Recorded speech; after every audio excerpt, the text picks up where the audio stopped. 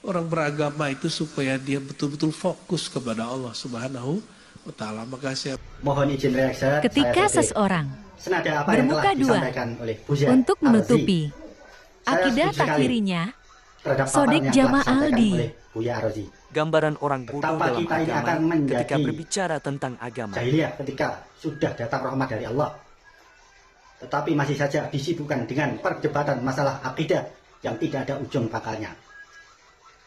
Betapa kita ini akan menjadi kembali jahiliyah ketika masih disibukkan memperdebatkan paham yang tidak sama satu sama lain.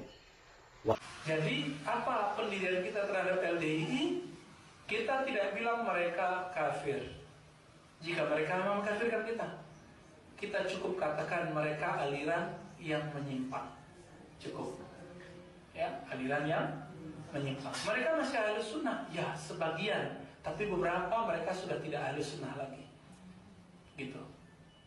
Dengan apa? Dengan anggapannya bahwa selain dia tidak benar. Gitu, ya. Jadi LDI di sini ada di komplek kita. Oh, yang dicari orang-orang yang middle up, Bapak Ibu. Ya, artis, pengusaha itu yang dicari.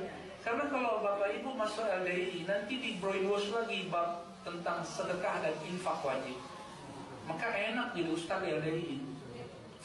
Gak kayak saya, Pak. Enak digaji. Saya kalau jadi ustaz LDI, saya digaji, Bapak Ibu. Itu ada ustaz levelnya kecamatan, ada kota, ada provinsi.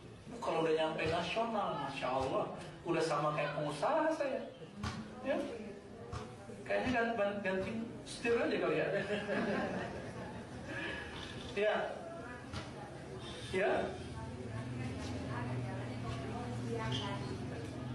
Mereka nggak benar ajarannya. Ya. Enggak, bukan dibiarkan. Jadi ada sebuah sikap mengkritisi orang-orang yang sesat sama saja dengan mempopulerkan ajaran mereka. Nah, ulama kita memilih untuk udah cuekin aja. Tapi beberapa anak-anak muda di MUI dulu kemudian membuat penelitian dan buat kelompok sendiri. Akhirnya keluar buku-buku tentang LDI, udah kebuka. Dan satu lagi, MUI itu emang harus menjaga netralitas. Makanya MUI itu orangnya sangat waras-waras. Karena dia ngomong itu seperlunya aja. Gak perlu fatwa, gak usah difatwain. Itu MUI pusat kebanyakan ya. Tapi orang-orang kita gak sabar, dianggaplah itu liberal. Padahal bukan, ulama kita sangat hati-hati. Tapi beberapa gak hati-hati juga ya. Kita tahulah itu ya. Semoga Allah tutup. Kalau gak ulama yang kita bela, siapa lagi yang kita bela? Bapak Ibu, gak semua ustadz itu ulama. Ulama itu ciri-cirinya satu, takut kepada Allah. Takut kepada Allah, ulama dia. Jadi bukan yang sekedar bisa ceramah dalam bahasa Arab, mengerti dalil, belum tentu, siapa tahu dia sombong. Ya. Jadi pendirian kita terhadap LDII, kalau ada teman kita masuk di sana, mereka harus kita selamatkan dengan diskusi. Ya, baik. LDII, apa kepanjangannya Bapak Ibu? Lembaga Dakwah. Dulu pernah jadi LKRI, terus Islam Jamaah Darul Hadis. Ya. Pesantren kita namanya Darul Sunnah, dikira LDII Pak dulu. Karena kita emang belajar sunnah. Ya. LDII itu